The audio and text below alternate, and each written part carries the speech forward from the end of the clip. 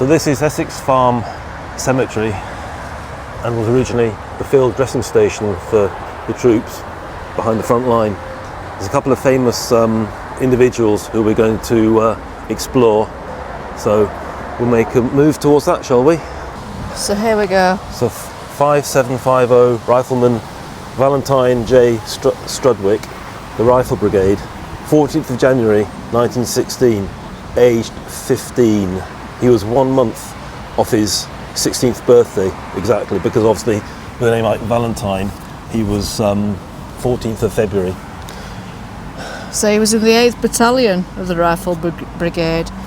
In my opinion, he was far too young to be in this war. Valentine wasn't actually the youngest, but he was the most famous with a name like Valentine. Actually, Horace Isles, who we talked about, somebody who was a member of the Leeds Pals, Horace Isles was actually 16, and somebody else who we're going to see, who was called John Condon, believe it or not, was only 14. One thing you have to remember in war and conflict, though, is these were desperately young men to die, but the local population, the civilians, there have been children, babies, women killed in the civilian population. That's something never to forget. So now we're going to lay Poppy out along with all the rest of them. I've just noticed that all these along here are the same date, the same, all in the Rifle Brigade, and they could have been hit by shell, they could have been hit by a sweep of machine gun fire, but all these in this row and beyond are all the same date. So it simply says, too young, rest in peace. Because it was a child in my eyes, so we'll pop it there. And people have obviously, just like the dogs with the dog toys that we saw at one of the first cemeteries we visited a few weeks ago in the vlogs. With they've left dog toys. People have left teddy bears and little toys and stuff. Because he was a child. Of course he was. Toy car there as well. Look, nice little toy car. Yeah. So now we're at the spot, or roughly around this area, where John McCrae wrote that poem in Flanders Fields. And down here is an advanced dressing station. Just near here, on the 2nd and 3rd of May 1915, the Canadian Major and later Lieutenant Colonel John McCrae wrote his famous poem in Flanders Fields. At that time, the aid post would have looked very different from what it does today. John McCrae had a shelter dug into the canal bank no bigger than 2.5 metres squared.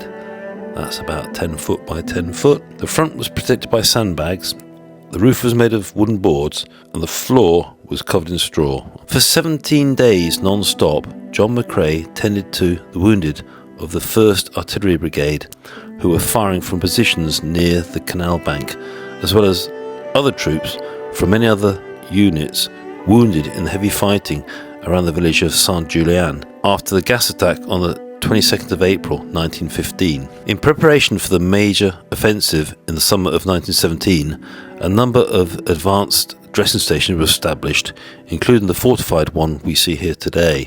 This is Essex Farm Dressing Station.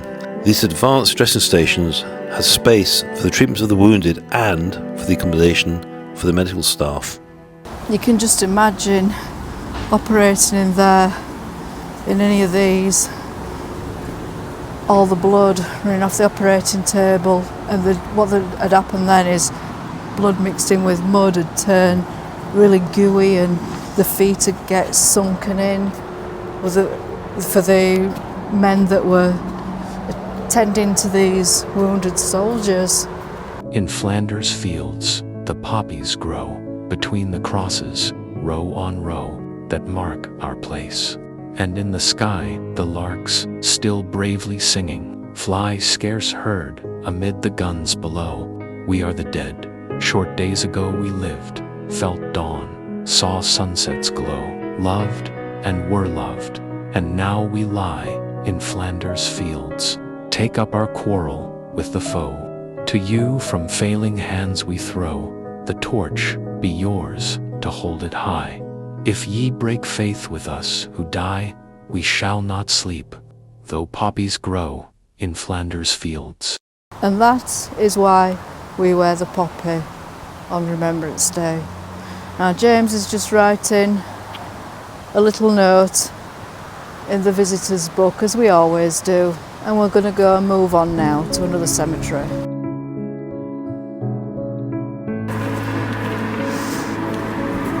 Well, we've arrived at Pulcham British Cemetery, and we're going to lay a poppy cross to a young soldier, John Condon.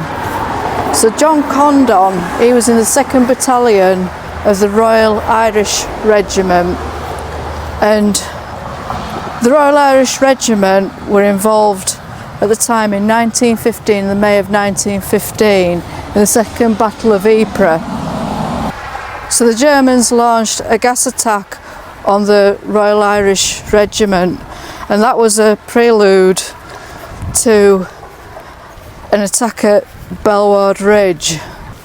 So when the Germans had launched their gas attack, the result of that attack was quite devastating, and all the officers in the trenches were killed or missing, and something like 380 or 300, just under 380 of all other ranks were killed and missing, and one of them was John Condon, and his grave is somewhere up here. So we're going to go find his grave, because he was, as far as we know of, the very youngest to have fought and died in this war. So follow me.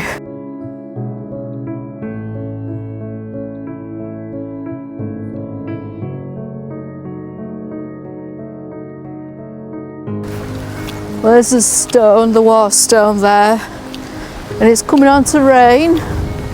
Oh yeah. So we need to be quick about this, don't we? Too young to be fighting. Very brave. I don't know the full story about John Condon's story, why he was in this war. So it's just shelter under this tree in a bit. So it's LVI 8. Right, so he is it this one? Found him. My word, he's easy to spot. Here he is. Private 6322 John Condon of the Irish Regiment. Died 24th of May 1915, only age 14. Far too young. So I think it's only right that we should give him a poppy because of his bravery. I don't think we're the only ones to think that. I don't think we're the only ones. Let's pop it here. It just says too young, rest in peace. He gets a lot of visitors, does this young chap? There's no toys though, is there? He's only a youngster. I know. Only a child. I know. A little poppy stone painted That's there. nice. That's kind of somebody. It is. So he was killed in that gas attack. I didn't know that until you found out recently. Yeah. Yeah. We're just learning. Like we say, keep saying, just learning as we go along. Well, we learn more every time. Learn more every time. I'm sure there's a heck of a lot more to learn. Hell of a lot. But yeah. People have spent their entire careers learning this stuff, so Yeah. we're hardly going to No. touch the surface, are we? No. Well, here he is, a young 14-year-old Poor lad. boy, in my But opinion. all of them are too young, let's face All it. too young. Even the gentleman next door to him, who was 47, are still too young. Yeah. You know. But these kids lied about their age. didn't they? Yeah. And they went in and they said, how old are your son? They'd say, whatever age, 14, 12, in his case probably 16 in the case of, various. And the recruiting sergeants who were paid on commission for recruitment sometimes said, go around the block, son, and come back when you're 18. And they'd go around the block. around, wouldn't Yeah, they? go around the block, walk back in, same recruiting sergeant. I'm 18. How old is your son? 18. Right, sign here. It wouldn't happen now.